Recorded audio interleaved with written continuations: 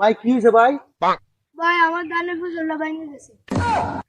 আসলে কি হবে আর, দুঃখের ফসল ভাঙা গেছে গৃহস্থের কপাল। এখন বন্ধুরা দেখেন এখানে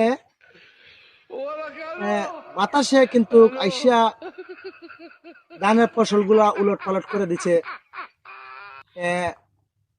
এখন আমি জানি না এটা কি দিয়ে গৃহস্থে ধানটার খাড়া করবে।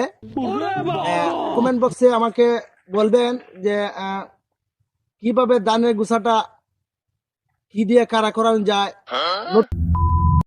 আপনি গৃহস্থে